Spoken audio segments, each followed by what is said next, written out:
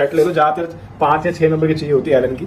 Elon की के बाद आपको चाहिए एक स्क्रू ड्राइवर, फिर आपको चाहिए कॉम्बिनेशन प्लायर, फिर आप तो आगे आपको बता दो 3 मिनट के बाद आउटर जब चलेगा तो कैसे पंप डाउन किया जाता है। अरे आपका नहीं, जैसे कि आपके सामने आपको साउंड से ऐसी है तो पंप डाउन हमारा सही से हुआ है। तो होप करता है वीडियो अच्छी लगी होगी। हमारे सभी के सभी स्टूडेंट्स को हमने पंप डाउन करना बताया, इनसे पूछते हैं कैसा लगा।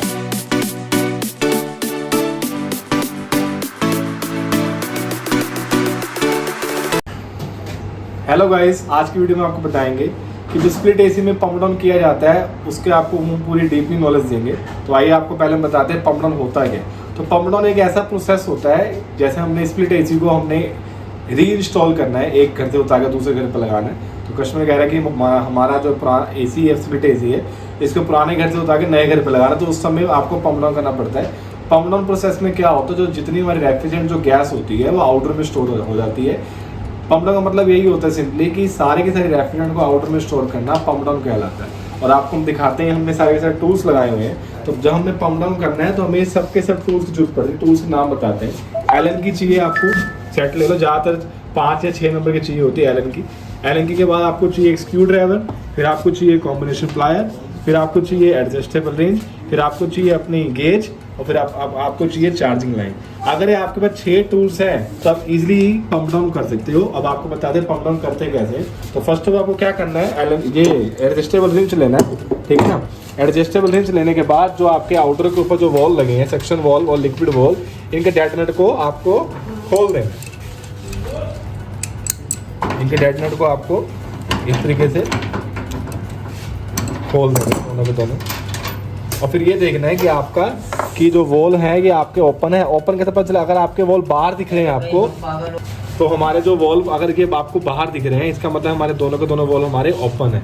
ये देखने के बाद डेटनेट खोलने का आपको करना है, अपना एसी को ऑन करना है। और ये ध्यान रखना है अपने आप को, जो आपने जो एसी को ऑन करना है वो लोएस्ट टेम्परेचर पे आपको एसी ऑन करना है। जैसे कि 16 होता है या किसी में 17 और किसी में 18 होता है, वहाँ पे अपना एसी को चालू कर देना है। तो एसी को ऑन करिए, हमने एसी ऑन कर दिया। अब 3 मिनट के बाद क्या होगा, हमारा आउटर जो है वो चालू होगा। आउटर चालू होने के बाद हम पंप डाउन करना चाहते हैं। ये अंदर चालू हो गया, ऊपर कवर हमने भी खोला होगा कि इसको उतारना है अभी, इसलिए इसको खोला होगा।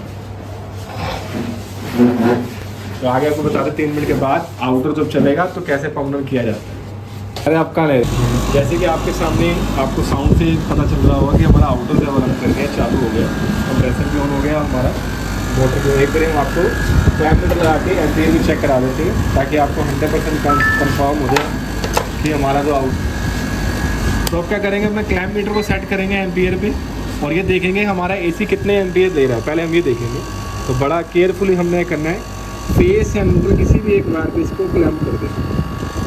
जैसे कि आपके सामने हमारे अभी एसी के एम्पियर आ रहे हैं 5.43 समथिंग आ रहे हैं। इसको चलने दो और थोड़ी देर 5-10 मिनट चलो, उसके बाद आपको बताते हैं आगे का प्रोसेस क्या करना है, ठीक है ना। अब इसको चलने दो, अभी दिख रहा होगा आइस भी आ रही है। तो अभी थोड़ी देर हमारी गैस जब तक इसको सर्कुलेट होने, उसके बाद हम पंप बंद करेंगे। अभी एम्पियर भी आपको बढ़ते दिखेंगे थोड़ी देर बाद। 5.4 के आसपास चल रहे हैं, अभी 5.5 मान लो, अभी बढ़ेंगे और बढ़ेंगे। तो एसी स्टार्ट किए हुए हमें लगभग 5 से 10 मिनट हो चुके हैं। अब आपको बताते हैं हमारा क्या 6.8 के आसपास हमारे एम्पियर आ रहे हैं। और हमारा रनिंग प्रेशर, हमारा कैलिब्रेशन सेक्शन जैसे कहते हैं कि हमारा चल रहा है नियर बाय 55 PS है, आपको दिख रहा होगा। इसमें 822 रेफ्रिजरेंट है, तो इसका हम पंप डाउन करना बताते हैं। ये सब कुछ करने के बाद पहले आपको ये लिक्विड वॉल दिख रहा है, इससे हम कहते हैं लिक्विड वॉल, इससे हम कहते हैं सेक्शन वॉल। पहले आपको लिक्विड वॉल को बंद करना है एलवीसी की मदद से। एलवीसी पहले देख लो कौन सी लगनी है, हमने देख ली पहले से, या एलवीसी लगनी है। और हमेशा वॉल आगे की तरफ बंद होगा, ठीक है ना, ऐसे, ठीक है ना। तो इसको आगे की तरफ बंद करेंगे क्लॉकवाइज, इस तरीके से बंद होगा।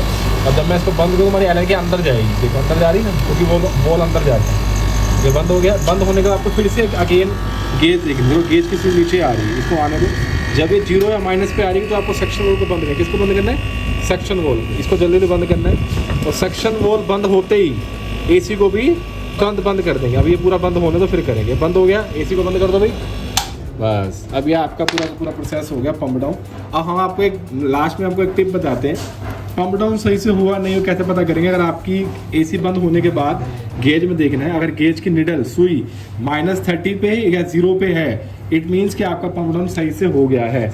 अगर इसकी निडल 0 से ऊपर है, जैसे मान लो 10 PSI 20 PSI, इसका मतलब पंप डाउन सही से नहीं हुआ। और अगर पंप डाउन सही से नहीं होगा तो क्या होगा, जब हम इनको खोलेंगे, नट को खोलेंगे, फ्लेयर नट खोलेंगे, हमारी रेफ्रिजरेंट क्या होगी, वेस्ट हो जाएगी, ठीक है ना। तो पंप डाउन का कोई फायदा नहीं है। तो हमारी जो नीडल है पंप डाउन होने के बाद -30 पे या 0 पे रहनी चाहिए। अगर ऐसी है तो पंप डाउन हमारा सही से हुआ है। तो होप करते हैं वीडियो अच्छी लगी होगी। हमारे सभी के सभी स्टूडेंट्स को हमने पंप डाउन करना बताया। इनसे पूछते को कैसा लगा। हाँ जी, आप बताओ कैसा लगा आपको पंप डाउन जो हमने सिखाया आपको आज सबको? सर बहुत अच्छा लगा, बहुत अच्छा लगा सर। बहुत सर। ठीक है, ये सबके सब स्टूडेंट 1 बाय 1 पंप डाउन करेंगे। इनको हम यहाँ पे प्रैक्टिकल सिखा रहे हैं पंप डाउन का।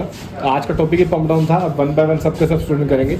ऐसे अगर आपको एसी का कोर्स सीखना है, फ्रिज का कोर्स सीखना है, वॉशिंग मशीन का कोर्स सीखना है तो ABC ज्वाइन करें। Thank you so much.